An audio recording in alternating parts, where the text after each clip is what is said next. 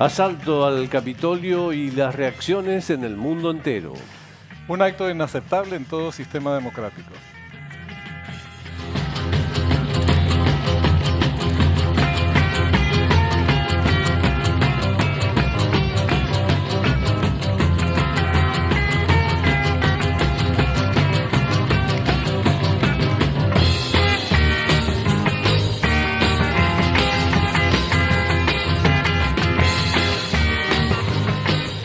Buenas noches. Hoy cerramos la primera semana de Fuego Cruzado, don Benjamín Vivieres. Es así, observando hechos o realidades que superan a la ficción. Sí. Aglutinó la semana una serie de hechos en todo el mundo, como si estuvieran esperando la inauguración de este programa. Exacto. Vamos al reconocimiento de campo. Vamos al reconocimiento de campo.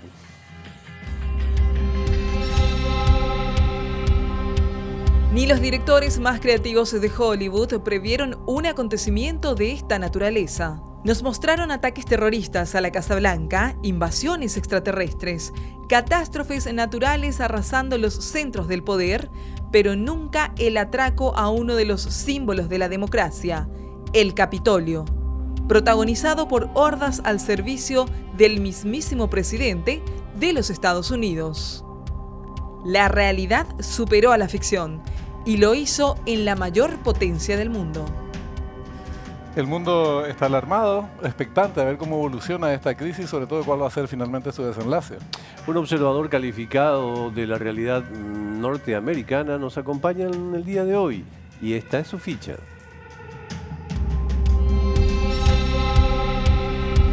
Roberto Izurieta, director de proyectos latinoamericanos para la Escuela de Posgrado de Gerencia Política de la Universidad de George Washington. Analista de CNN en español. Ha trabajado en campañas de varios países de América Latina y España y ha sido asesor de presidentes. Roberto, ¿qué tal? ¿Cómo estás? Un gusto compartir con vos y una persona muy calificada en materia de información, también de análisis, de manejo de las ciencias políticas y de lo que está ocurriendo hoy en los Estados Unidos. Muchas gracias por compartir con nosotros el quinto programa de Fuego Cruzado. Muy buenas noches, Augusto, muy buenas noches, Benjamín, muy buenas noches a toda la audiencia paraguaya, a quien es un país que se le tiene particular cariño. Y como dice Augusto, espero que no estemos inaugurando muchos programas más para no tener que tratar estas crisis tan graves como las de esta semana. Pero felicitaciones por su programa. Muchas gracias. Y vamos a los puntos de litigio, los temas del día de hoy.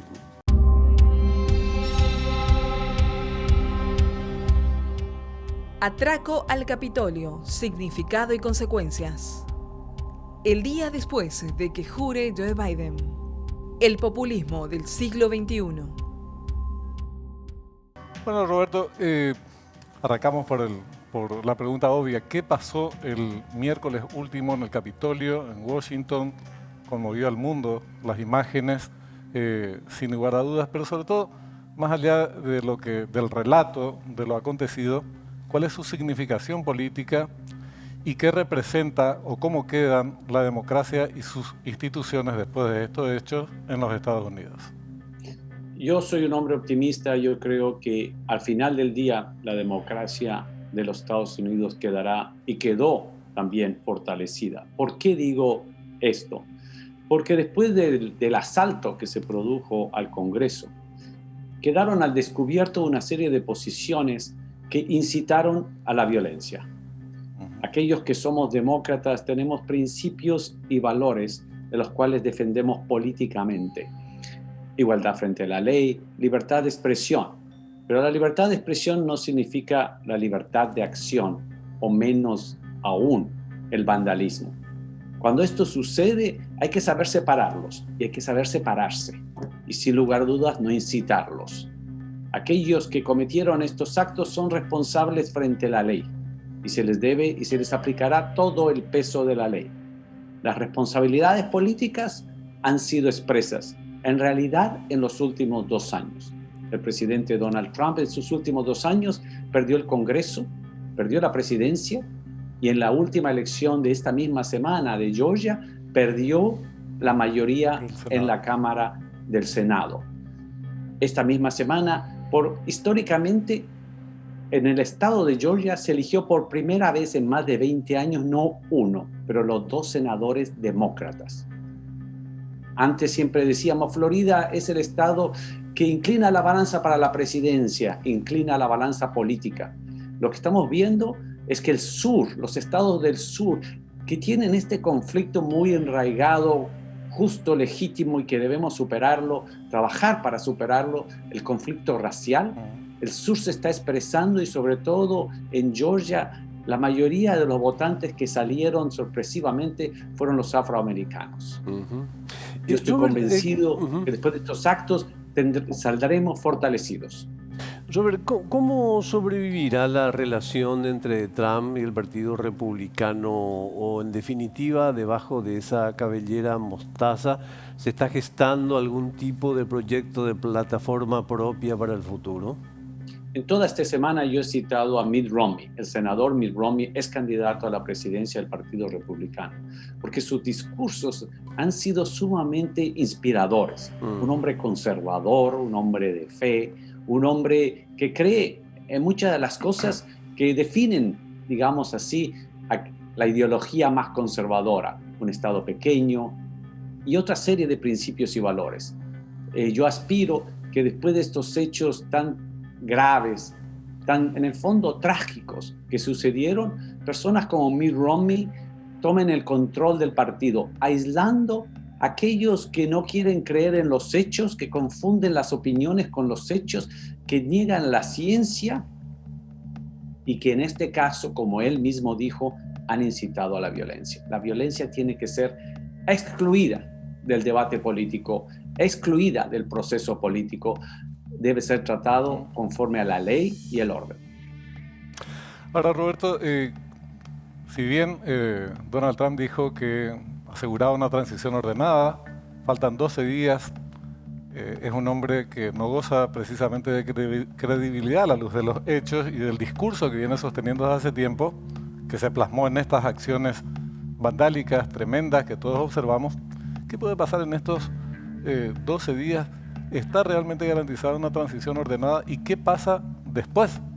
Porque el hombre plantó la semilla de la ilegitimidad, del no reconocimiento del presidente Biden, y eso puede tener sus consecuencias ulteriores. Este proceso electoral fue debatido en más de 500 cortes, entre locales, federales. Fue fue tratado en la Corte Suprema de Justicia, en lo cual unánimemente, teniendo el presidente Trump ahí 3 nominados en su gobierno, lo cual es extraordinario, que desecharon de oficio cualquiera de estas acusaciones o cuestionamientos. Lo rechazaron de oficio de manera unánime 2 veces la Corte Suprema. Hay gente que no quiere creer. A mí no me parece, eso no me preocupa. Lo que sí me preocupa es que porque tú no creas una cosa, claro, alguna de estas personas pueda cometer actos de violencia. Ahí existe otro problema. Claro. Y lo que tenemos que tener claro es que la democracia no requiere que aquel que pierde las elecciones tenga que reconocer el resultado electoral. No lo requiere. Es un acto de caballerosidad, es un acto de madurez política en la cual la mayoría de los líderes políticos la cumplen, pero existen algunos que no la cumplen. Roberto, y eso para mí es parte de la democracia. La violencia, no. Trepado a la expresión ¿qué pasó? Que planteaba Benjamín, ¿qué pasó en esos días entre el presidente y el vicepresidente? ¿Y cuál es el estado hoy de sus relaciones a 12 días de la inauguración de mandato?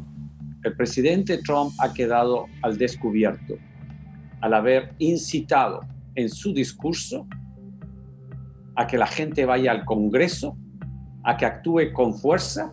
Y uno de las personas que habló también en ese discurso, Giuliani, utilizó la palabra el combate para resolver esto y utilizó la palabra, ya que no lo hemos ganado en las cortes, definámoslo en combate, básicamente la expresión que utilizó. Horrible. Entonces aquí hay responsabilidades políticas. Entonces en ese momento quedó aislado del resto de los líderes republicanos. El mismo vicepresidente, él que hasta hace días más seguirá siendo el presidente, el líder del Senado, que básicamente le hacen saber al presidente que hasta ahí llega, que hay cierta línea que no están dispuestos a cruzarlos. Y en esa misma noche, a la madrugada, unidos, los demócratas y los republicanos cumplieron su deber ceremonial, que era certificar el resultado del colegio electoral, que es asimismo el resultado de la voluntad popular de los 50 estados.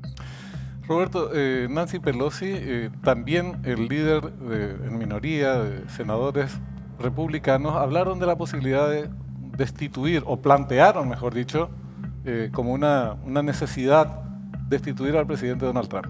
Este planteamiento tiene andamiento, hay poco tiempo, son 12 días, yo no sé cómo evolucionó ese tema. Personalmente no estoy de acuerdo. No me parece que es la solución. Asimismo, como me parecía inviable e inútil iniciar un debate de 2 días para cumplir con una actividad ceremonial que significaba confirmar el resultado del colegio electoral, esto sería similar. Dicho esto, yo creo que Donald Trump es uno de esos líderes políticos que necesita llevarse con rienda corta. Esto es, el mantener esa posibilidad, esa amenaza, por decirlo así, amenaza política, me parece que surte un efecto, que es lo que vimos en el discurso de él de ayer, que asegura a la nación una transición ordenada. Entonces, me parece que tenemos que pasar estos días. Lo más grave es que, en este caso, el virus y la pandemia no espera a las decisiones políticas, pero yo creo que otra opción más radical no sería viable y no cumpliría el propósito de poder concentrarnos en las acciones urgentes que tenemos que concentrarnos como nación. Robert, parecía la genialidad de un vestuarista de Hollywood, pero no era así. Y no solamente tenía que ver con la vestimenta, tiene que ver aparentemente con una tribu cívica, si se puede llamar así, que se denomina QAnon. ¿Qué es eso? No sé si lo pronuncio bien. ¿Qué es eso y por qué irrumpe hoy en la historia de los Estados Unidos? Hay gente que cree que el mundo es plano. Eso es un acto de ignorancia. ¿Qué podemos hacer para que haya gente que sepa que el mundo no es plano? Sin lugar a dudas, el sistema de educación. Yo soy de los que piensa que si hay gente que quiere creer eso, yo no tengo ningún problema. En la medida que no sea una amenaza para el resto de los ciudadanos, que somos conscientes que el mundo no es plano. Pongamos otro ejemplo que ya es más complicado. Ahora que fui a caminar por Washington para hacer un par de gestiones, la mayoría de gente que está todavía en las calles son partidarios que participaron en esta manifestación a favor de Trump. Y nunca he visto tantas personas caminando sin usar máscaras, cubrebocas. Ahí hay otro problema. Para mí, la libertad, la supuesta libertad de ellos en creer que el virus no existe, afecta mis derechos, afecta mi salud y de las personas que yo quiero y del resto de ciudadanos. Entonces, de nuevo, el que creas que el mundo es plano, no tengo ningún problema. Pero que tengas alguna acción que me impide a mí desarrollarme como persona porque crees una ignorancia, en este caso que el virus no existe y por lo tanto no voy a utilizar cubrebocas, es un problema distinto. Entonces, efectivamente, reforzados por el desarrollo de las redes sociales, que son muy buenas y esenciales, y lo hemos probado en esta pandemia, estos son una de las consecuencias negativas, que este tipo de posiciones extremas e ignorantes se pueden promover más fácilmente, agrupar y se hacen mucho más verbales y expresas. Además, lo que estás diciendo está respaldado por datos: 13 millones de infectados, 13.150.000 creo que son, y 375.000 muertos hasta ahora. 8.666.000 casos activos existen hoy en los Estados Unidos. Ahora, también en el terreno de la política, te quería si podemos hablar un poco sobre el tema del populismo y hasta dónde puede seguir este virus político avanzando en los Estados Unidos. Ahora deja el poder, pero tiene detrás de sí este liderazgo, el de Donald Trump, a un segmento importante de la sociedad, que está convencida que puede interpretar la Constitución y ver cómo acá, como sucedió en el pasado, vos seguiste mucho el caso paraguayo, los intérpretes de la Constitución en este momento en Estados Unidos son los seguidores de Donald Trump y dicen hay que hacer esta cosa, no hay que reconocer a este presidente en un contexto sanitario, económico y social complicado también para Estados Unidos. O sea, no creo, a lo que voy es que cómo recibe el poder Biden y las dificultades que va a tropezar con este señor al costado. Estoy pensando cómo decirlo correctamente y no equivocarme, pero lo que ha producido esta semana es el desenmascarar ciertas acciones de Donald Trump y lo pone a él en un extremo. Por lo tanto, da la posibilidad al Partido Republicano de volver a sus raíces y cambiar el liderazgo, aglutinarlo en función de los principios y valores conservadores expresados en el Partido Republicano. Eso puede ser positivo. No descarto que en los Estados Unidos veamos en los próximos años el desarrollo de un partido o de un movimiento con características fascistas, como lo tenemos lastimosamente en Francia, en Austria y otra serie de países aún desarrollados. Eso no es bueno para la democracia. Yo soy de los que cree que la democracia avanza y por lo tanto nosotros los ciudadanos progresamos en la medida que más líderes políticos van hacia el centro y no los extremos. Robert, si se veía también en las imágenes de la televisión a 4 o 5 senadores aplaudiendo, si se veía a un dirigente juvenil del PLRA saliendo con un televisor, íbamos a pensar que habían puesto de nuevo la película del Paraguay en el 2017. Ese es un paralelismo antipático, odioso, pero real, Robert, ¿no? Y yo pienso que tiene que ser un test de nuestra consistencia en lo que creemos y defendemos. Cuando sucedió lo que sucedió, el incendio del Congreso en el Paraguay, yo respondí con la misma firmeza y claridad, rechazando la violencia y esta invasión promovida también por un discurso político incinerario, y ahora hago exactamente lo mismo con otros casos. Entonces yo también creo que es un momento donde debemos cuestionarnos nuestra consistencia en qué creemos, en qué defendemos, porque eso es lo que nos va a dar credibilidad. Absolutamente. Tenemos que hacer una pausa. Hagámosla. ¿Nos permitís, Roberto? Volvemos en instantes, ¿sí? Un gusto.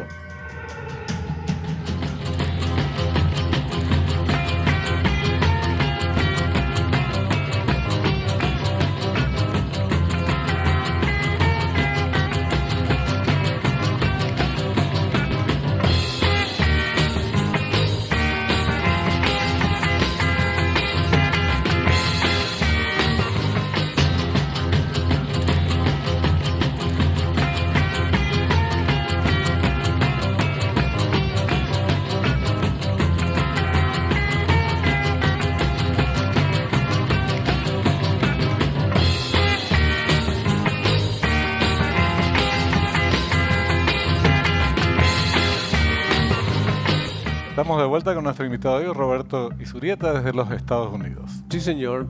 Roberto, hablaste de la posibilidad del fortalecimiento de una franja fascista, lo cual es terrorífico.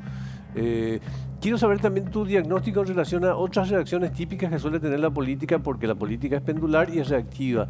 Tu mirada sobre la izquierda en el futuro, pero también fundamentalmente tu mirada sobre el estado de salud de republicanos y demócratas, que han sido siempre, digamos, las bases fundamentales del partido político en los Estados Unidos.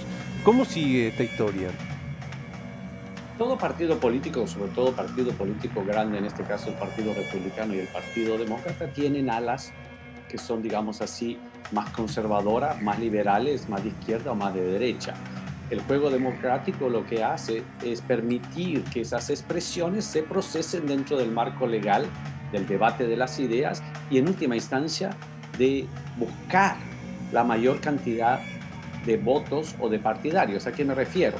Tú tienes un planteamiento más de izquierda, más de derecha y no lo vamos a resolver en la calle a patadas. Lo vamos a resolver en reuniones civilizadas donde nos ponemos de acuerdo un grupo suficiente de personas para avanzar y seguir tratando cada uno de los temas. Pero la democracia consiste en eso y eso me parece sano. El problema es cuando ya en ese grupo, en ese abanico de posiciones, tienes posiciones no extremas, sino que no son democráticas, son violentas. Entonces, yo eso siempre digo, hay que separar, porque eso ya no es la política. Eso ya no es la libertad de expresión, eso es una actividad criminal. Y si es una actividad criminal, tiene que ser tratado por el sistema de justicia, no por el sistema político. Entonces, el sistema político tiene que excluir a este grupo y el sistema de justicia tiene que operar. En este caso, en lo que pasó esta semana, aquellos que cometieron esas acciones delictivas donde murieron 5 personas tienen que ser identificados, procesados conforme a la ley y, en mi opinión, tienen que haber responsables, porque si no hay responsables, también lo que pasa es, bueno, aquí no hay justicia y cada uno hacemos lo que queremos, a la fuerza. Entonces ahí es un problema no solamente político, sino es un problema de cómo constituimos la sociedad. Acabar con la impunidad. Si hay un acto de corrupción, tiene que pasar al sistema de justicia. Tiene que la persona acusada defenderse, pero tienen que ponerse las pruebas, tener el debido proceso, y eso sí, no debe haber impunidad. Claro. Pero debe ser tratado por la justicia, no el sistema político. Esto que planteás sobre el tema del surgimiento de corrientes fascistas, es el populismo del siglo XXI de derecha, también tiene sus expresiones neostalinistas, por ejemplo, en Venezuela, pero con respecto a la derecha que es emergente, la ultraderecha, en Europa tenemos también el caso de Brasil, por ejemplo, con Bolsonaro, y hay corrientes que se identifican, no están en el poder felizmente, pero se identifican con estas fuerzas políticas emergentes a nivel mundial. Entre la Primera y la Segunda Guerra Mundial pasó esta disyuntiva entre democracia y autoritarismo y fascismo. Estamos en una situación más o menos, me refiero a esto, no son las condiciones históricas obviamente las mismas, pero esta disputa de democracia contra autoritarismo, contra fascismo, contra distintas fuerzas que no reconocen ni están dispuestas a dirimir las diferencias en el terreno de la democracia, Roberto. Correcto. En los Estados Unidos y en los países del norte hay 2 elementos que el Paraguay no vive mucho, como vive. Primero, el racismo. O sea, recordemos todo la historia reciente de los últimos 60 años de los Estados Unidos de la discriminación racial. El senador que acaba de ser elegido en Georgia es un pastor evangélico de la misma iglesia de Martin Luther King. O sea, lo que quiero decir es que en los Estados Unidos todavía estamos lastimosamente viviendo un debate que ya debimos haberlo superado. Somos todos iguales frente a la ley y frente a Dios. Eso no debe ser debatido. Y en Europa, adicionalmente a eso, en Estados Unidos menos, Donald Trump jugó con eso, pero no le fue tan exitoso como en algunos países de Europa, que es la migración. En el Paraguay, por el contrario, la variable que en mi opinión divide mucho más al electorado es la pobreza. Entonces ahí viene el tema al cual se refería Augusto, el populismo. ¿Cómo vamos a responder frente a este reto de pobreza? Yo soy de los que cree que hay que responder dando más oportunidades a los ciudadanos. Así es. ¿Cómo le das más oportunidades a los ciudadanos en el Paraguay? Con más empleo, con más inversión, con mejor educación, con mejores obras públicas, mejorando la vida de ellos para aumentar sus oportunidades, para que el que nace pobre no esté condenado a morir pobre. ¿Cómo vamos a debatir todo esto? Pues con la política entendida como el debate de ideas, visiones y proyectos de país. Robert, una última de mi parte. Trump, Partido Republicano, ¿cómo sigue esa historia? ¿Hay divorcio? ¿Hay una relación accidentada? ¿Cuál es el futuro de esa relación? Yo espero y aspiro que se dé una reconstitución de las fuerzas internas dentro del Partido Republicano y de existir ahí cualquier elemento fascistoide, sea de quien venga, tiene que ser excluido. Y el Partido Republicano tiene que darle fuerza a muchos de esos líderes, en este caso al cual me he referido, el senador Mitt Romney es candidato a la presidencia, que es un hombre de principios y de valores que lo ha demostrado en toda su carrera política. Eso sería muy sano para la democracia, para el Partido Republicano, y es lo que yo aspiro. Evidentemente, ojalá eso suceda. También está como factor condicionante la gestión misma de Biden en el gobierno. Es decir, si la situación económica de Estados Unidos mejora en los próximos años, evidentemente va a desalentar el surgimiento o el desarrollo de estas corrientes fascistas, Trump, sus seguidores. Será y todo clave. lo demás. Pero si es al revés, si eso no ocurre y si los dígitos del desempleo aumentan, la situación económica empeora, también sería complicado, ¿verdad, Roberto?